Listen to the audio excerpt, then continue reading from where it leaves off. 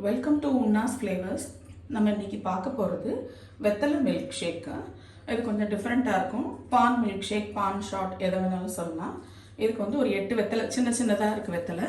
So 8 வெத்தலை எடுத்திருக்கேன். காம்பை எடுத்துட்டேன். பால் நல்லா 2.5 கப் பால் வச்சுருக்கேன். ஒரு 1/4 கப் ரோஸ் மில்க் எசன்ஸு, தேன் வந்து 2 டேபிள் ஸ்பூன் எடுத்திருக்கேன்.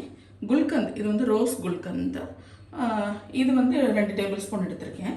உங்கள்கிட்ட ரோஸ் குல்கந்த் இல்லைன்னு சொன்னால் நீங்கள் வந்து ரோஸ் எசன்ஸ் ஊற்றிட்டு கொஞ்சம் டேட்ஸ் அதை கூட போட்டுக்கலாம்.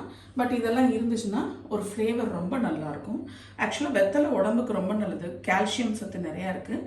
யாருமே இப்போ வெத்தலை போடுறதில்ல. இந்த ஃபார்மில் நம்ம சாப்பிடலாம். தோசையை ஊற்றி சாப்பிடலாம், ரசம் வைக்கலாம். இப்போ வந்து மில்க் ஷேக்கு.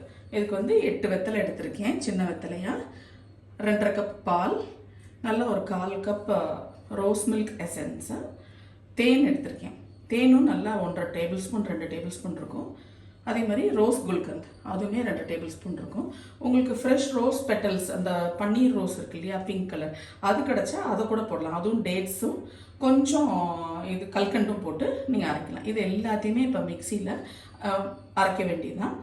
வெத்தலையை வந்து நல்லா பிச்சு போட்டுட்டு அதை ஒரு சுற்றிட்டு அதுக்கப்புறம் நீங்கள் வந்து இந்த குல்கந்த், தேன், ரோஸ் மில்க் எசன்ஸ், பால் எல்லாம் ஊற்றி அடிச்சிட்டா அப்படியே குடிக்கலாம். நீங்கள் ஃப்ரிட்ஜில் வச்சு வேணாலும் குடிக்கலாம், இல்லை ஐஸ் க்யூப்ஸ் போட்டு சேர்த்து அடித்து குடிக்கலாம். நான் இப்போ அடிச்சுட்டு காட்டுறேன்.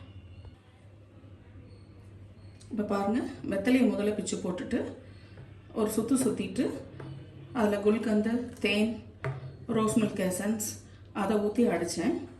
அதுக்கப்புறம் பால் ஊற்றினேன். உங்களுக்கு ஓவர் ஸ்வீட்டாக இருந்துச்சுன்னா எதை வேணாலும் நீங்கள் குறைச்சிக்கலாம். அப்படி இல்லைன்னா பாலை கூட்டிக்கலாம். இந்த மாதிரி இருக்கும். இது ரொம்ப டேஸ்டியாக இருக்கும். ஒரு டிஃப்ரெண்ட் மில்க் ஷேக். இதை வடிகட்ட வேண்டாம். நீங்கள் வடிகட்டாமல் அப்படியே குடிக்கலாம்.